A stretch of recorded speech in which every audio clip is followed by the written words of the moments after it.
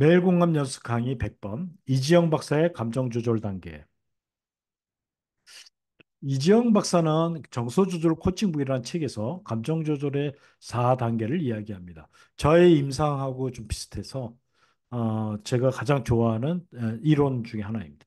첫 번째, 감정을 알아차리고 이름을 붙이고, 두 번째, 진정시키고 표현하고, 세 번째, 감정을 이해받고 공감받고요. 그다음에 네 번째, 핵심 감정의 인지적 치료입니다.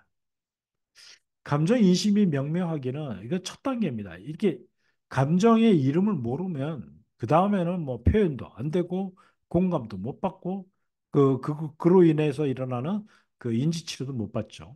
그래서 명확하게 파악하고 적절한 대처를 해야 됩니다. 이 DBT, 변증법적 행동 치료에서는 감정의 혼란을 줄이고 부정적 행동을 예방할 수 있다라고 얘기하고 있고요. 이 그로스 이론이나 DBT에서도 감정을 제대로 이해하고 처리하는 첫 걸음이기 때문에 매우 중요하다라고 이야기하고 있습니다. 두 번째, 감정 표현과 진정. 감정은 표현하고 공감을 받아야 사라집니다. 근데 표현할 수 없을 정도로 감정이 격해 있거나 감정이 휘둘리는 상태가 있을 때는 먼저 진정을 시켜야 됩니다. 여러 가지 방법들이 있습니다. 뭐 노래를 부른다든가 잠시 잠을 잔다든가 자리를 띄운다든가 숫자를 거꾸로 내운다든가 뭐 여러 가지 방법들이 있습니다. 그래서 그로서의 정서 조절 이론에서도 주의집중, 인지적 재편과 반응 조절 이런 과정을 통해서 진정시킬 수 있다고 합니다. 이런 과정을 거치면 감정을 효과적으로 진정시키고 표현할 수 있도록 돕는 과정입니다. 아주 중요합니다. 세 번째 공감받기인데요. 이 공감받는 것은 감정은 그 표현하고 공감받아야 사라진다라고 합니다. 그러니까 얼마나 중요한 거겠습니까? 해소되기 위해서는 거의 필수입니다. 감정 처리와 회복이 아주 중요한 역할을 하고요. 이 심리치료위원회 이론, 그러니까 인간 중심 치료나 정신 역동적 접근에서도 엄청나게 중요합니다. 그리고 이 저기 인간 중심 치료에서는 공감만 잘해도 치료가 된다라고 이야기하는 그런 정서 장애들도 있다고 합니다. 이게 공감이라는 것은 어떤 개인이 느끼고 있는 감정을 이해한다라는 거죠. 그리고 감정을 그렇게 느끼는 것을 지지한다라고 하는 환경을 제공하잖아요. 그러니까 이게 정서적으로 안정을 찾을 수 있게 도와주는 역할도 합니다.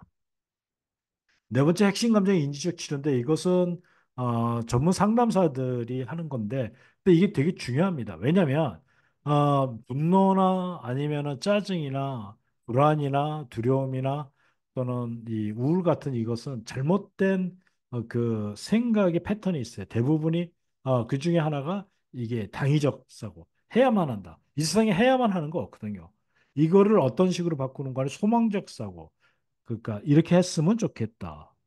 또는 선택적 사고, 뭐 그럴 수도 있지. 이렇게 바꾸라는 거예요.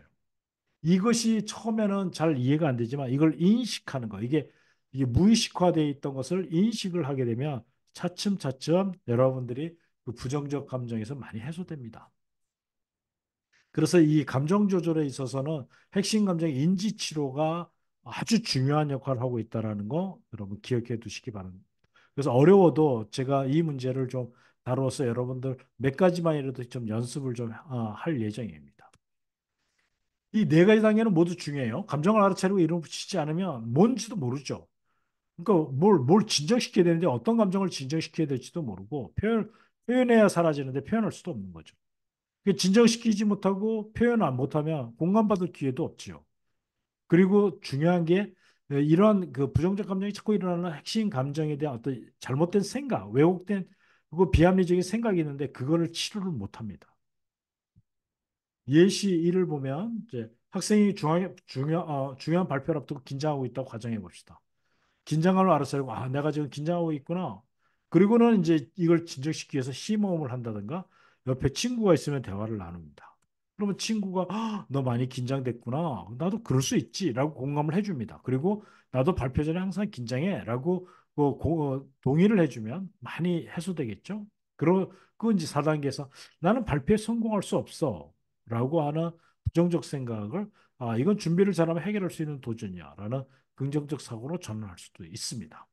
이거를 잘해야만 돼라고 하는 것을 뭐 잘했으면 좋겠어라든가 못할 수도 있지라는 소망적 선택적 사고로 바꾸기만 해도 많이 해소됩니다.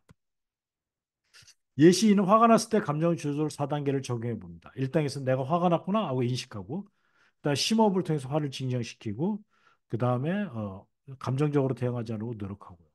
3단계에서는 이것을 갖다가 공감을 잘해주는 주변 사람들이나 친한 친구한테 얘기를 하면 이게 많이 공감이 돼서 해소됩니다. 그 다음에 4단계에서는 내가 왜 이렇게 이런 식으로 화를 날까?